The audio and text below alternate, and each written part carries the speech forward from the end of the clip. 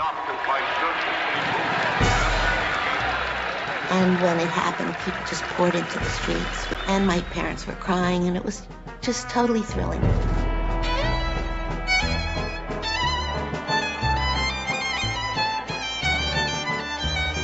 There was so much excitement when the state was declared. For the first time, we would be able to be, we thought, in charge of our own destiny.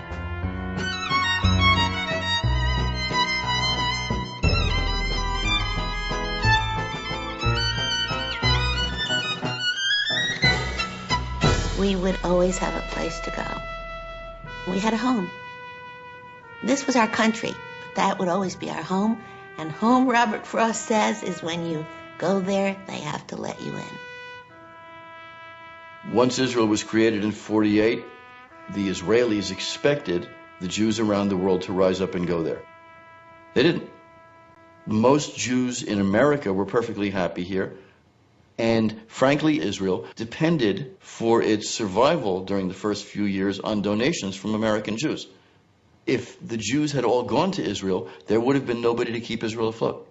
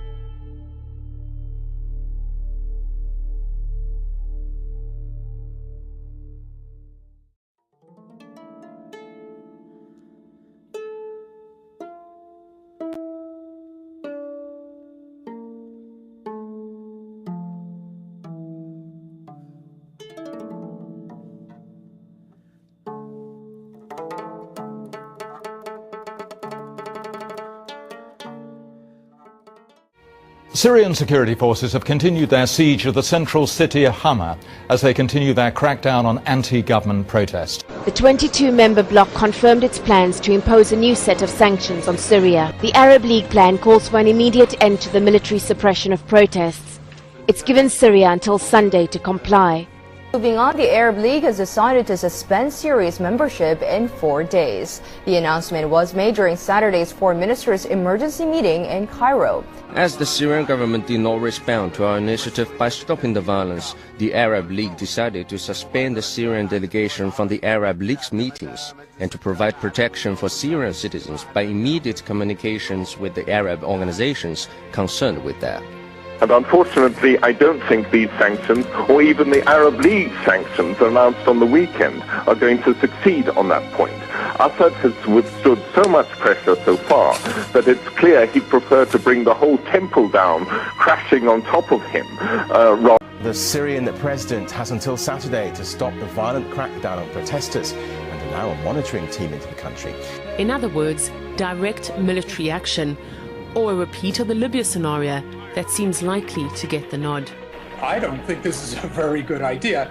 I don't know if they've actually thought through, that is the political leaders, actually thought through all the consequences of that kind of action.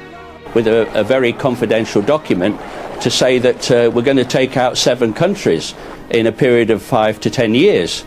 And of course on that list was Libya, Syria, Lebanon and Yemen, Somalia, and of course the final target was Iran. Turkey, which once supported his government, says it plans to suspend joint oil exploration and is considering stopping electricity supplies to Syria. Syria's government has agreed a plan to pull out its tanks and troops from Homs and other cities. There is no sign that it's happening yet. We simply think he has lost his legitimacy, that to us he does not represent the people of Syria can't represent the people of Syria when so much blood has been spilled. The UN is about to announce a steep increase in the death toll, with hundreds more dead in recent weeks. And Syria has lost over 5,000 people in 8 months of fighting. International community is not able to take it. The international community does not seem to be able to take a unified course of action towards Syria due to certain countries' positions. In my special talks with the Syrian president and in my public statements, I have urged him to take immediate and decisive measures for reform before it's too late. Unfortunately, my words fell on deaf ears. It's all the US has redeployed its newest aircraft carrier from the Persian Gulf to the Syrian coast. Washington's also urging American citizens to leave Syria immediately. بشكل صريح للتنحي. كيف ترجو؟ أخرى نريد أن نقول لهم بأن كلامكم ليس له أي قيمة من خلال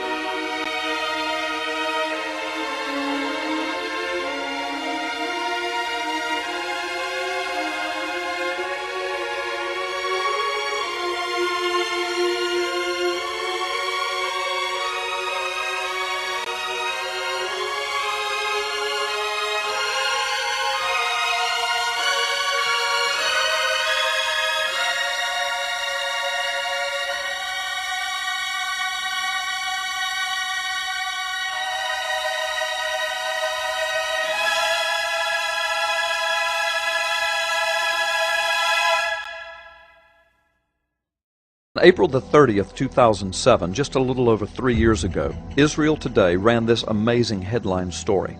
Rabbi reveals the name of the Messiah. Rabbi Itzhak Kaduri was famously known for his memorization of the Bible, the Talmud, and other Jewish writings. He was a teacher and a revered master at Nahalat Yitzhak Yeshiva Seminary.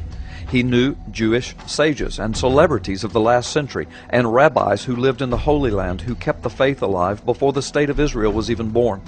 Kaduri was not only highly esteemed because of his age of 108, but he was charismatic and wise. Chief rabbis looked up to him as a righteous man. Thousands visited him to ask for counsel or healing. His followers speak of many miracles, and his students say that he was a prophet of many disasters. A few months before Kaduri died at the age of 108, he surprised his followers when he told them that he had personally met the Messiah. The Messiah had appeared to him. He wrote the name of the Messiah in a note, he said. His official website had mentioned the Messiah note. David Kaduri, the rabbi's 80-year-old son, confirmed that in his last year his father had talked and dreamed almost exclusively about the Messiah and his coming. My father has met the Messiah in a vision, he said, and he told us that he was coming very soon. Kaduri gave a message in his synagogue on Yom Kippur, the Day of Atonement, teaching how to recognize the Messiah. He also mentioned that the Messiah would appear to Israel after Ariel Sharon passed. When Kaduri died, January the 28th, 2006, more than 200,000 people joined the funeral procession on the streets of Jerusalem to pay their respects as he was taken to his final resting place. Shortly before he died, this teacher of Israel wrote the name of the Messiah on a small note which he requested would remain sealed for 1 year. 1 year later, the note was opened in 2007. When the note was opened, it read as follows: "Concerning the letter abbreviation of the Messiah's name, he will lift the people and prove that his word and law are valid." The Hebrew sentence with the hidden name of the Messiah reads like this: "The